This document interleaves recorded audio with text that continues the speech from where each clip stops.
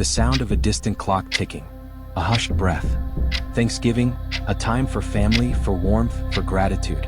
The scent of roasted turkey fills the air, laughter echoes through the home, and for one night, everything feels perfect. But sometimes, darkness sits at the table, hidden behind a smile. And sometimes, an invited guest never leaves. Beat. A long pause. A knife slicing through meat. This is the chilling case of Christopher Myers, the man who came for dinner and vanished into thin air. Or so it seemed. November 24, 2022. Maplewood, Ohio. The Myers family was hosting their annual Thanksgiving dinner. Christopher, 28, had been invited by his old friend, Daniel Wilkes, to celebrate the holiday with his family.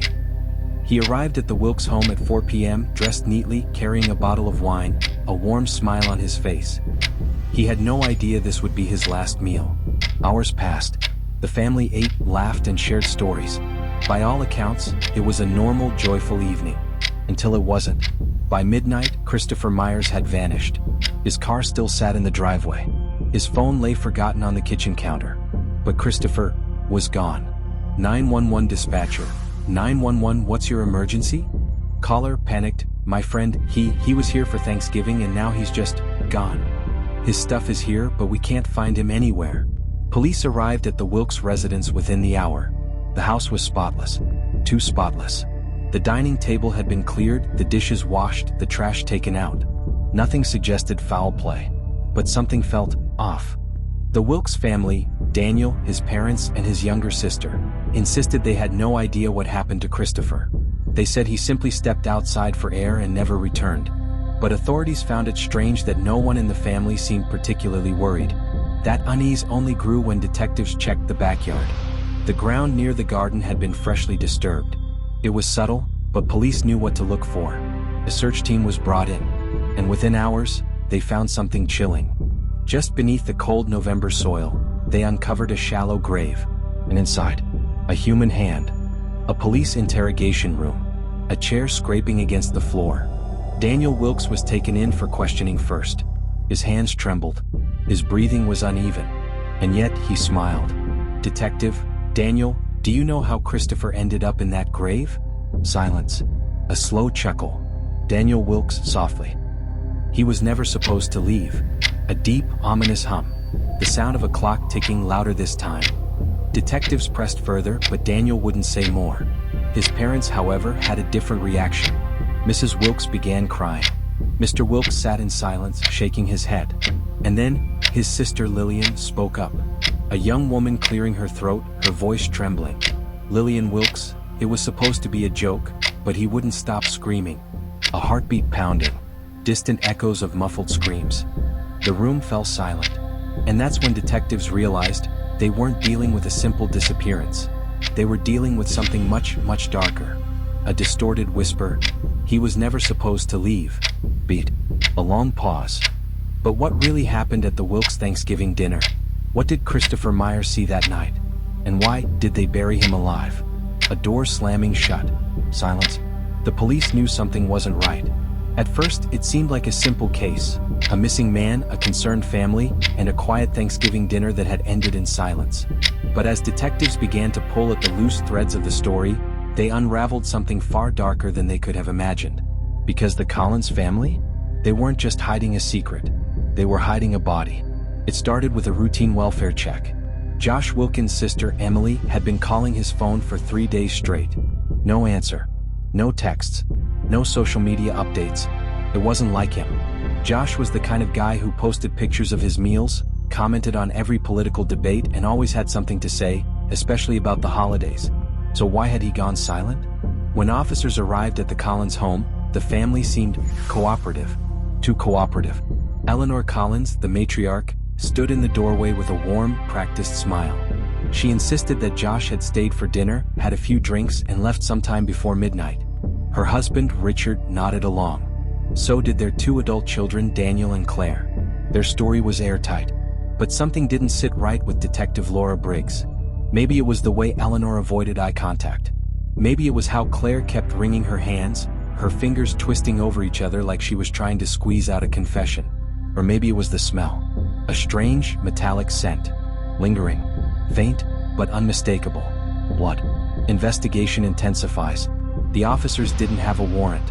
They couldn't just barge in. So they left. For now. But the next day something changed.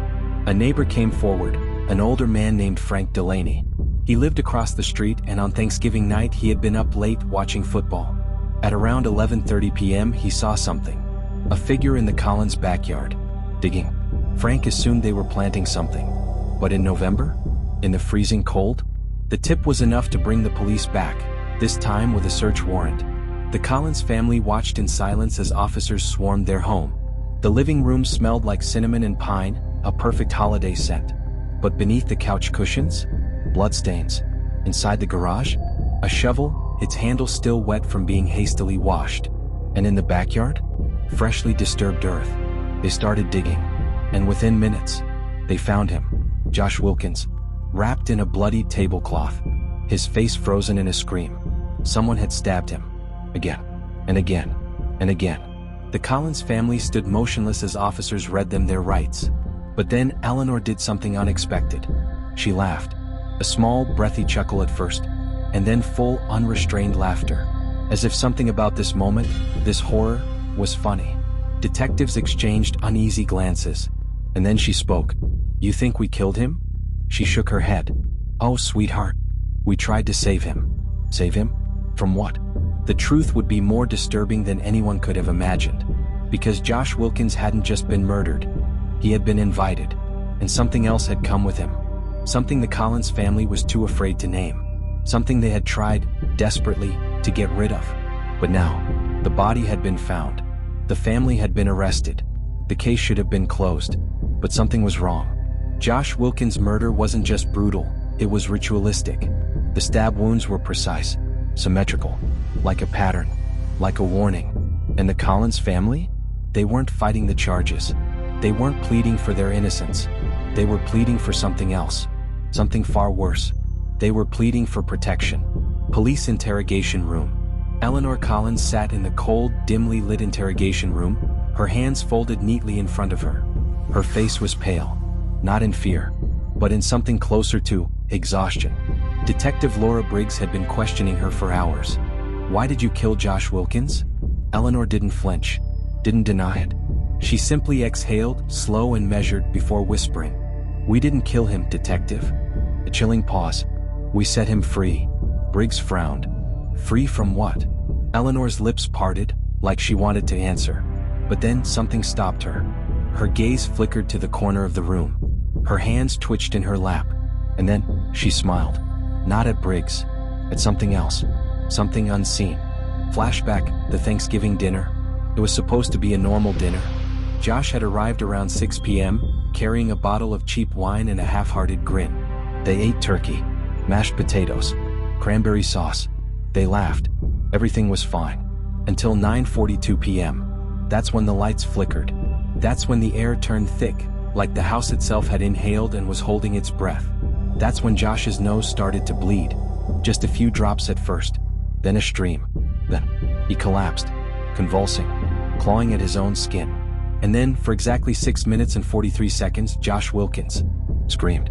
Not in pain, not in fear, but in something far, far worse. Pure, unfiltered agony. When it stopped, he wasn't the same. His body was still there. But Josh? Josh was gone. Something else had taken his place. And when he stood up from the floor, his mouth curled into a slow, unnatural grin. And his voice wasn't his own. Back to the present, police interrogation room. Detective Briggs tried to keep her voice steady. Are you saying Josh was possessed? Eleanor tilted her head as if amused by the question. No, detective. She leaned forward. I'm saying that Josh Wilkins was never supposed to leave that house alive. Briggs' pulse quickened. What do you mean? Eleanor's smile faltered. She pressed her fingertips together, then whispered, Do you know what happens when you let something like that walk free? Briggs didn't answer, because suddenly, every light in the station flickered. For exactly 6 minutes and 43 seconds. And when they came back on, Eleanor was still sitting there, still smiling. But this time, her lips were moving, as if she was whispering something to the air, to someone. And Detective Briggs swore she could hear it too. A second voice. Not Eleanor's. Not anyone's. Something distant. Something hollow. Something waiting. And then Eleanor turned toward the security camera and laughed, as if she knew. This wasn't over. Not yet. Not even close. While unraveling the mystery further, they invited him to Thanksgiving dinner. He never left. Josh Wilkins was dead. At least that's what the official report said. But something was wrong. Detective Laura Briggs felt it in her bones. The Collins family had butchered him, yes. But why? What had they seen? What had they heard? And why, hours after their arrest, was Eleanor Collins still whispering to something that wasn't there? Something the cameras couldn't see. Something that Detective Briggs was starting to feel. The police station, 3:07 a.m. Briggs sat at her desk, staring at the case files spread before her. Josh's autopsy report was strange. No defensive wounds. No signs of restraint. It was like he had let them do it. Like he had wanted them to. She flipped through crime scene photos. The walls of the Collins dining room were covered in strange markings. Not written in blood. Not painted on. But carved.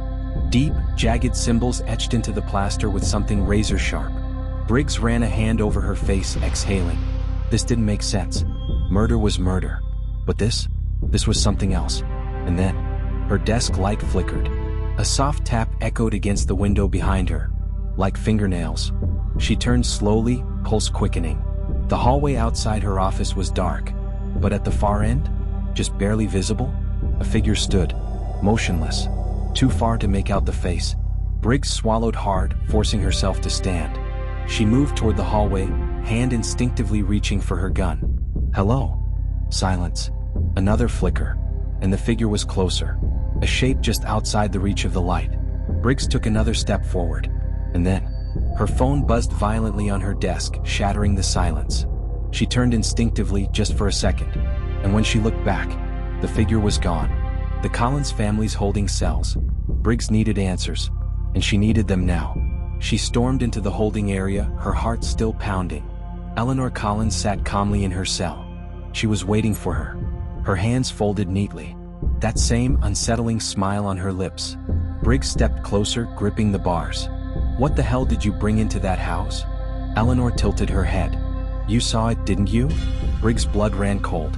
Eleanor leaned in, her voice barely a whisper. Josh let it in. We had to send it back. Briggs clenched her jaw. Back where? Eleanor's smile widened. Would you like to see? The Thanksgiving night, 10:15 p.m. The moment Josh changed, the family knew. His eyes had turned dark, not black, not bloodshot, just empty. A bottomless, hollow void where Josh Wilkins had once been. He sat up too straight. His fingers twitched like he was testing them. And then he spoke. You shouldn't have invited me. His voice was flat, emotionless. But underneath it, something else lurked. Something ancient. And when he laughed, the entire house shook. Back to the present, police station holding cells. Briggs took a slow, measured breath. You expect me to believe that? Eleanor didn't answer. Instead, she lifted her right hand, turned it palm up, and Briggs felt her stomach drop. A deep, jagged burn mark stretched across Eleanor's palm. Not fresh, but not old either. Like something had been pressed into her skin. Briggs stepped back. You carved those symbols, didn't you? Eleanor met her eyes, unblinking. We had to, she whispered. And then, the lights flickered. The temperature in the room dropped. And behind Eleanor, just for a fraction of a second, the security camera caught a second shadow. Something taller than her. Something that shouldn't be there. Something watching. Waiting. Briggs' blood turned to ice. And Eleanor? She just smiled. As if she knew. This wasn't over. Not yet. Not even close. But Eleanor Collins? She wasn't lying. She believed every word she said. And after watching the security footage from the holding cell, Briggs was starting to believe her too.